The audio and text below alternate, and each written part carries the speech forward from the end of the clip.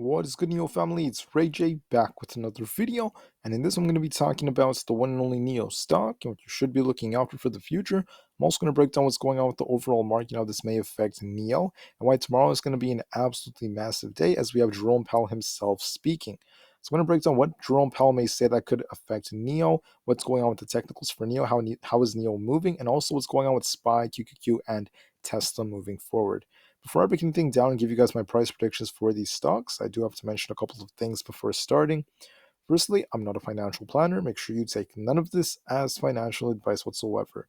And also, if you guys can, please smash the like button if you want to see more videos like this. It not only benefits me, it benefits the entire community as a whole.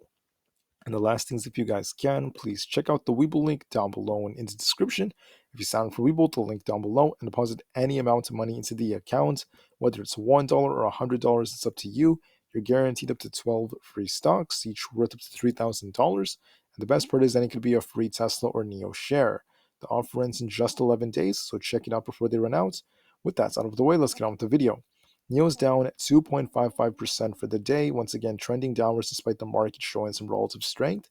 And the real question is, how on earth is NIO going to move going forward? Well, this will depend on the whole market. And for now, the market is continuing to pump again. I didn't mention this yesterday as being a big possibility. And we saw SPY reach just below 420 a share. The real question is, what's going to happen if Jerome Powell pumps the markets? We're going to easily see this thing fly to about 425 to 426. If Powell causes the market to crash, we're going to see SPY get a big rug pull, make its way back to about 415, if not a little bit lower.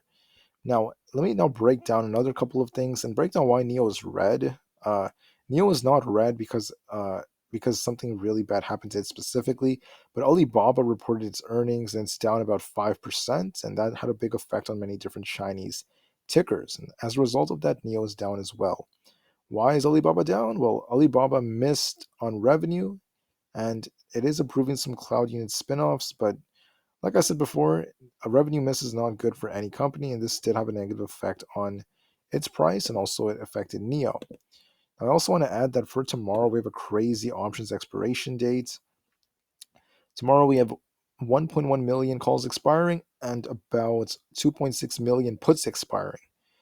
$407 is max ban with a 2.16 put to call ratio.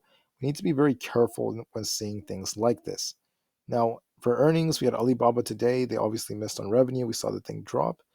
But we have tomorrow John Deere and Foot Locker reporting earnings.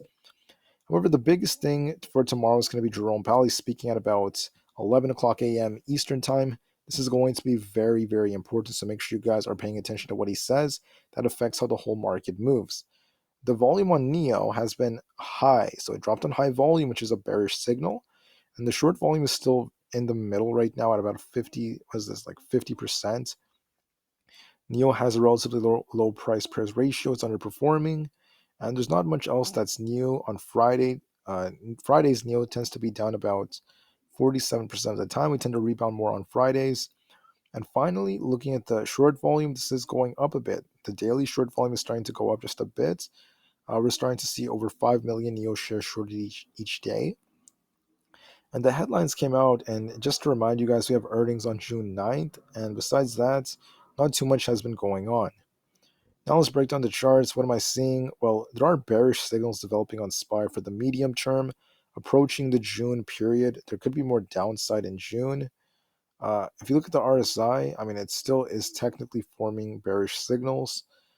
But what else is worth noting is for the short term, this could play out and lead to some downwards price action. But for the 4-hour time frame, the chart's still looking relatively strong, right?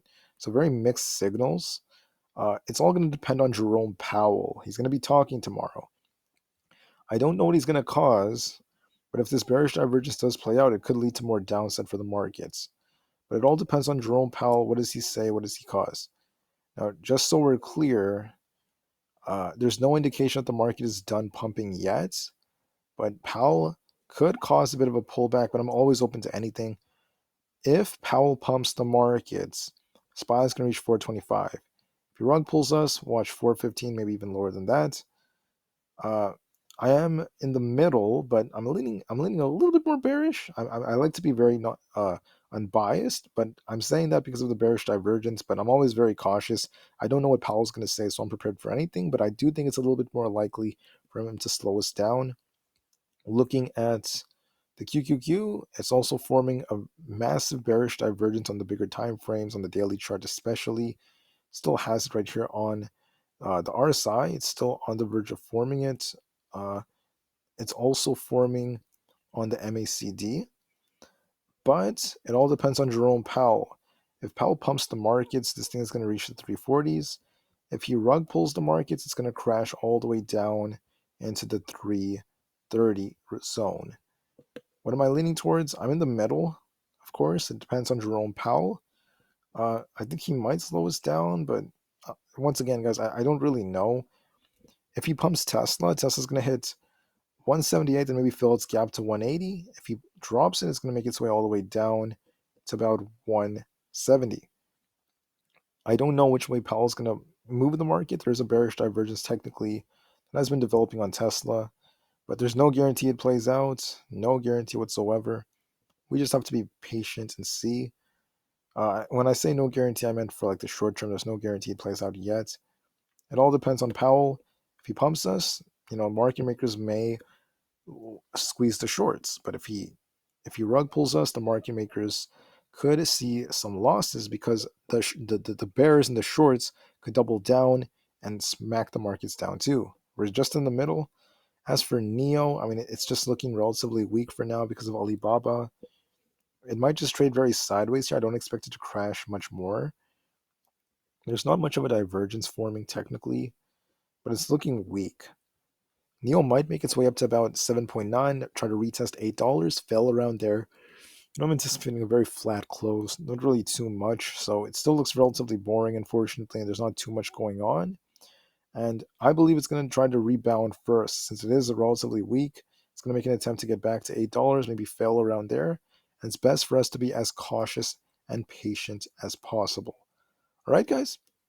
Last but not least, let's not forget about my merch. If you guys want to buy a shirt that says "To the Moon" or any really good tank tops or a shirt that says "Buy the Dip," please be ready. You guys can buy them. The links should be near the comment section.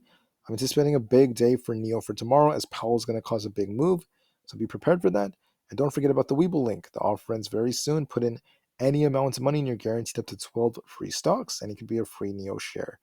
Thank you. The market to the moon as the long term is still incredibly bright. And peace out.